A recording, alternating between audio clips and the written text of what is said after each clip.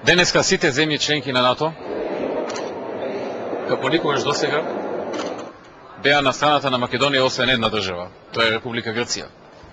Никогаш досега во историјата на Република Македонија немало толку многу поддржувачи на нејзина страна, но и една држава која што е толку многу против земјата да стане членка на НАТО. Денеска членките на НАТО, речиси без исклучок, кажа, препозна дека Република Македонија ги достигна стандардите да биде членка на НАТО. Ги направи сите потребни реформи, сите потребни нешта што се бара од Република Македонија да биде на исти степен, на исто ниво со земјите членки на НАТО. Сите препознаа и кажа дека Република Македонија заслужува да биде членка на НАТО и да седи заедно со нив на масите на кои што седат, заседаваат и носат одлуки. Како што веќе знаете, една земја, заради едно билатерално прашање, силно се спротистави на сите и ја блокираше добивањето на покана на Република Македонија, користејќи адут кој што многу ретко се користи, кршејќи го договорот од 95-та година, ставајќи се и себе, и нас, и регионот во многу непријатна ситуација. Ние треба да бидеме горди со тоа што сите земји членки денеска кажаа вие треба да станете членка на НАТО. Вие ги исполнiste стандардите.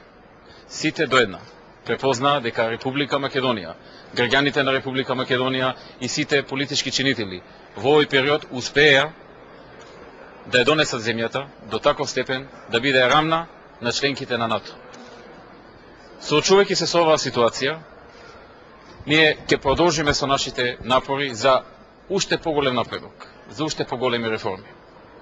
Направивме се што можевме и до овој период, до доаѓањето во Букурешт, и овдека во Букурешт, во овие 2-2,5 дена, жестока борба да успееме да го спречиме обидот на Грција да го направи тоа што го науми и што го најави уште во Атина, тргајќи кон Букурешт.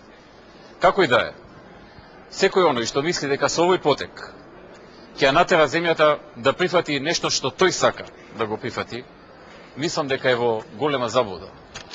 Земјата, за разлика од многу, кои што често пати вртат разни темни сценарија, земјата е силна затоа што има силни граѓани.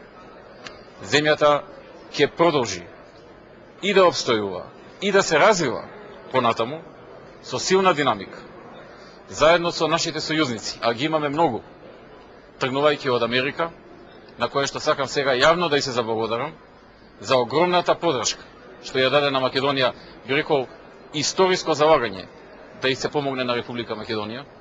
Сакам исто да и се заблагодарам и на Словенија, на Турција и на сите други земји кои што дадоа се што беше во нивна моќ. Навистина, дури до одреден степен ги ризикуваа собствените односи со Грција, за да и помогнат на Македонија.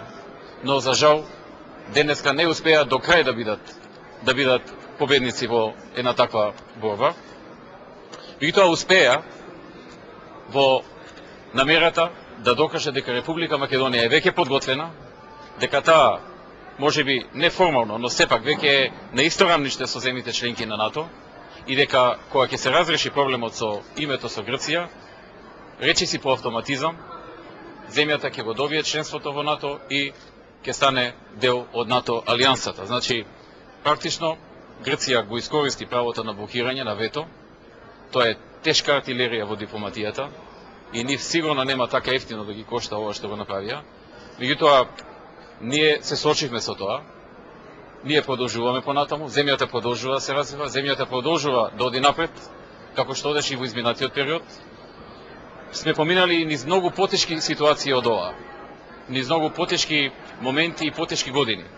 Ќе поминеме и низ ова, ќе излеземе уште посилни, ќе продолжиме со нашите напори, како што кажав и пред 10 дена. Ние 17 години живееме без да бидеме членки на НАТО, ќе издржиме и понатаму и ќе бидеме уште повеќе посветени на патот на развојот на државата, на подобрување на квалитетот на живот на граѓаните и на издигнување на земјата на уште повисоко рамниште. Ви благодарам.